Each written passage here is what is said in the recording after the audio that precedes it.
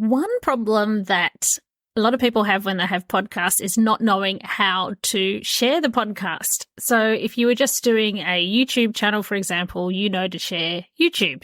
Here's the link, YouTube. If you are wanting to send people to Instagram, you share your Instagram handle. But what do you do when it's a podcast and there's so many different platforms? That's what I'm getting into today. Hello, I'm Olivia D'Souza. I'm a multi-passionate entrepreneur. I'm a content and podcast expert. I support visionary entrepreneurs and leaders passionate about living with purpose. Join me as we explore podcasting, life, business, and authenticity. Subscribe for meaningful conversations with a business buddy who gets what it's like. Welcome to Magnetic Pod. I'm stepping in the next little me. I'm here to be. So yeah, as much as I love podcasts, I really love podcasts, but one of the, I guess, challenges is knowing how to share it. What link do you share when you're promoting it in your social media and wherever you may promote it? What link do you share?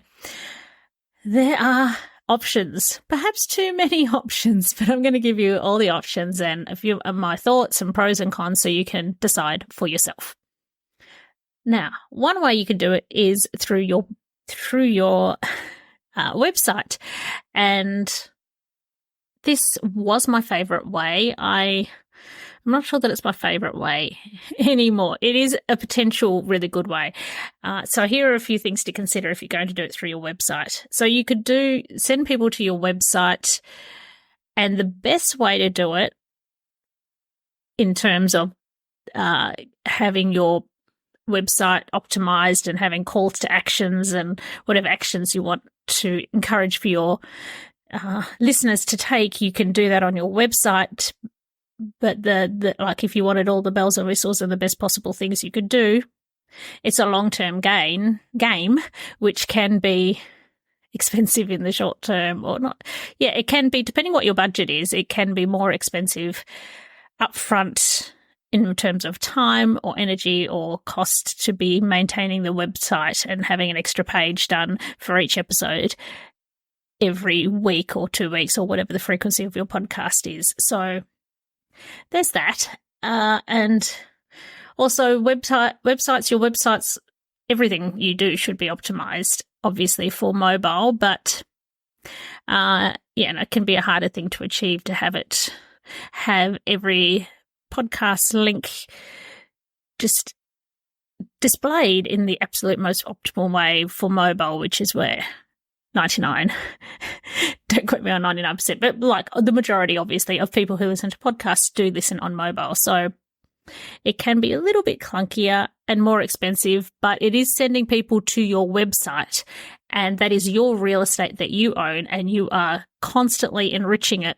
with SEO on something that you own, and that you can send them there to get resources and to get curious and to click around and find out all the other things that you do. So that potentially could be number one option, but it depends, I guess, if you've got the time and energy and budget to do a separate page for an episode, and if you're in it for the long haul and you've got the budget to wait until the SEO and those sort of things start reaping the rewards for you. You can, of course, just do one single page and send people there and just have a link for the main, for, Spotify and Apple and YouTube. Now, I'd include YouTube now that YouTube is supporting podcasts and supporting RSS feeds.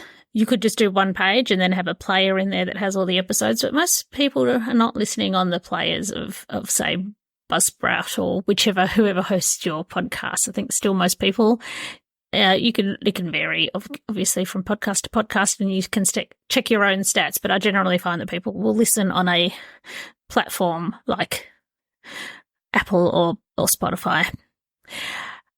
So the next way you can do it is you can share a podcast link that is something like, you can either use, okay, so there's a few ways to do it. Let's say the next one I'll cover smart links. You can do smart links, and that's what I currently have at the moment.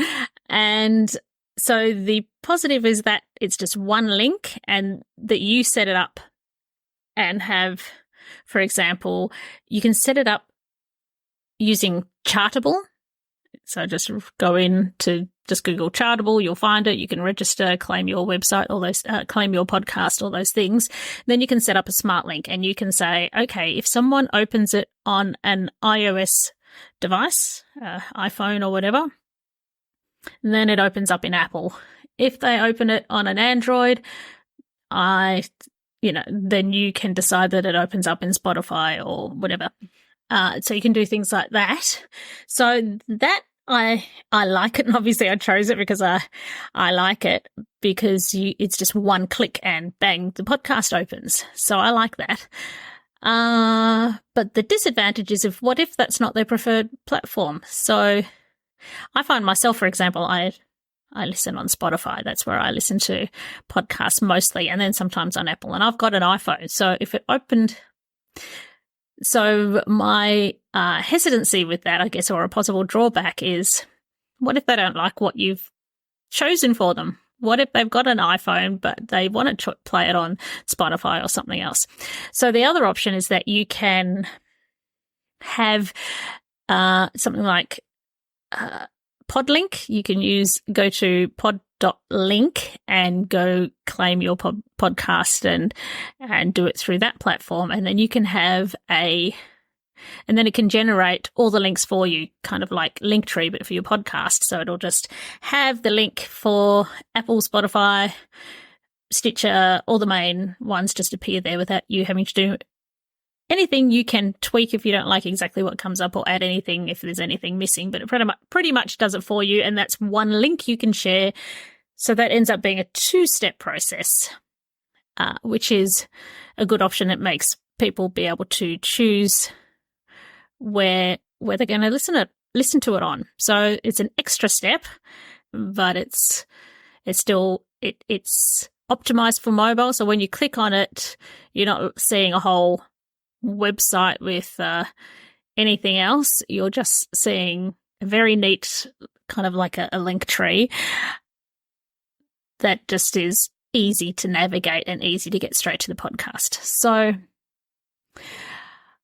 as I said earlier, I used to think number one, website, but now I'm leaning towards just promote the podcast, because if you're doing a podcast and you're wanting to share a podcast link, then just remove any steps and get them to that podcast, but then have in your show notes ways that people can find you and ways that people can get to the website. Because if they build a relationship with you from listening to you, then they will search you out. So that's another way. And then the other way you can do it is by sharing, just putting it in your Linktree. So if you do use Linktree or Link in Bio or one of those things, you can just pick your top platforms that you want to push. I wouldn't pick all of them where they appear everywhere, but the most important one. So I would personally choose Apple, Spotify, and YouTube, now that YouTube has RSS feeds. If you didn't know about that, scroll back and find out. It's a fairly recent episode in the last couple of weeks where I talk about getting onto YouTube with an RSS feed. Great opportunity. So go do that. You can do that, and that would be the other way to do it. So those are the main ways now. So it's just a matter of deciding, do you want to send people to your website or do you want to promote the podcast? And it's a matter of experimenting and seeing what your goals are and what is right for you and what your budget is. I reserve the right to change my mind, because we all have the right to experiment and see what works for us and see what feels good for us. And so I used to have as my preference website, because it's your own real estate. But now I think just get people listening to the podcast, just build that relationship and make it easy for them to find you and provide incentives for them to stay in touch. You can have a resource on your website, or you can, just get them onto your email list or whatever. But if you build that relationship, if you're going through the effort of having a podcast and wanting to promote it, I think just get them to listen to the podcast. You're promoting a podcast, share the podcast. Make it simple, make it easy for you. Once you've built the relationship, they will seek you out and they will want to know more. What do you think? I would love to know. You can let me know. If you are listening on YouTube, you can just put it in the comments. Otherwise, message me at Livy Music Media on Instagram, or you can find me on LinkedIn, or you can send me an email, livy@livymusic.com. It is spelt Livvi. And let me know what you'd like to know for future podcasts. I'll see you in the next one. Bye.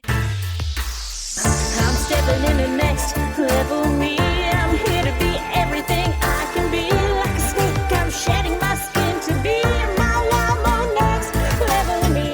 I'm stepping in the next level me. I'm here to be everything I can be.